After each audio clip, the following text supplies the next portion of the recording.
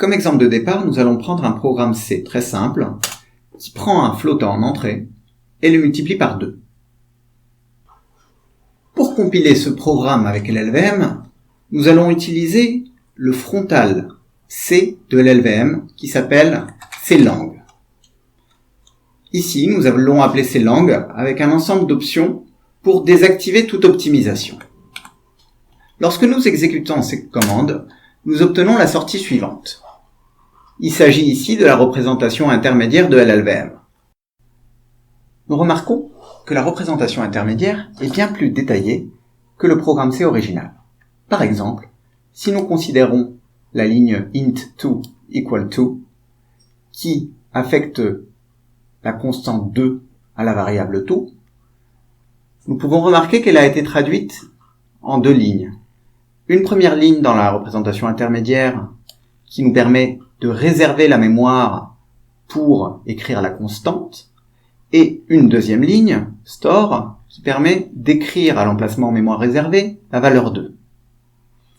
Si nous continuons à analyser la représentation intermédiaire, nous voyons que nous allons charger la valeur du flottant A passé en argument, puis nous allons charger la valeur de la constante 2. Comme la valeur de la constante 2 est un entier, nous devons d'abord la convertir vers un flottant, et enfin, nous pouvons réaliser la multiplication. Celle-ci est retournée à l'utilisateur. Maintenant que nous avons vu le fonctionnement du frontal, nous allons nous intéresser au dorsal. Nous allons voir comment nous pouvons transformer la représentation intermédiaire préalablement produite vers de l'assembleur. Avec cette commande, nous allons transformer cette représentation intermédiaire en assembleur x86. Comme nous n'avons pas précisé un type de processeur particulier, c'est le processeur de la machine sur laquelle je suis en train de faire tourner mes expériences qui est sélectionné. Ici, un processeur de type x86. Nous retrouvons ici multiply by 2, le nom de la fonction dans le programme C original et dans la représentation intermédiaire. Quelqu'un familier avec la syntaxe assembleur x86 pourra retrouver les opérations de la représentation intermédiaire. Par exemple, le chargement du flottant A se retrouve ici. La conversion de la constante 2 en flottant se retrouve ici. Et enfin, nous avons la multiplication et le retour du résultat à l'utilisateur. LLVM dispose évidemment de différents dorsaux. Si nous souhaitons générer du code pour un dorsal différent, par exemple le dorsal ARM64 qui s'appelle arch64, nous utiliserons la commande suivante. Nous observons que le code assembleur généré est différent. Pourtant, nous sommes bien partis de la même représentation intermédiaire. Dans l'exemple précédent, nous avons désactivé toutes les optimisations de LLVM. C'est pourquoi nous avons des opérations qui semblent inutiles. Par exemple, nous allons charger en mémoire la constante 2, puis la lire dans un registre, puis la convertir. Pourquoi passer par la mémoire alors qu'on pourrait directement avoir la constante dans un registre? Les passes d'optimisation de LLVM dans la partie centrale du compilateur sont capables de détecter ce type de redondance et de les éliminer à notre place.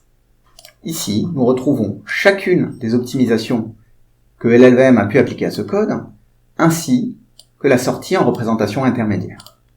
Nous voyons que la première étape est une promotion de mémoire à registre, c'est-à-dire que la constante 2 et le flottant A n'ont plus besoin d'être d'abord écrits dans la mémoire pour être ensuite immédiatement lus. Cela nous permet d'éliminer de nombreuses opérations. Puis nous avons l'optimisation de propagation de constante. LLVM peut se rendre compte que la valeur 2 entière est ici toujours une constante. C'est pourquoi il n'a pas besoin à chaque fois d'effectuer la conversion à l'exécution du programme. Il peut exécuter une fois la conversion en flottant, qui donne donc une valeur constante, et l'insérer directement au niveau de la multiplication. Nous voyons que ce code intermédiaire complexe peut être réduit à 2 lignes très simples, une ligne qui permet d'effectuer la multiplication avec la constante 2 flottante et une ligne permettant de retourner le résultat à l'utilisateur. Voyons maintenant comment la nouvelle représentation intermédiaire optimisée peut être convertie en assembleur. Pour cela, nous exécutons la commande LC, et cette fois-ci sur la représentation intermédiaire optimisée. Nous observons que le code obtenu est maintenant très court. Il est composé de 2 instructions assembleur, x86, un retour du résultat à l'utilisateur et une addition. Nous voyons que quelque chose d'intéressant s'est passé. En fait, le dorsal s'est rendu compte que nous faisions une multiplication par la constante 2, et il a remplacé cette multiplication fois 2 par la somme du flottant avec lui-même. Nous voyons que certaines optimisations au niveau de la partie centrale du compilateur peuvent déclencher des optimisations au niveau du dorsal. Cette dernière démonstration conclut cette séquence sur l'anatomie d'un compilateur.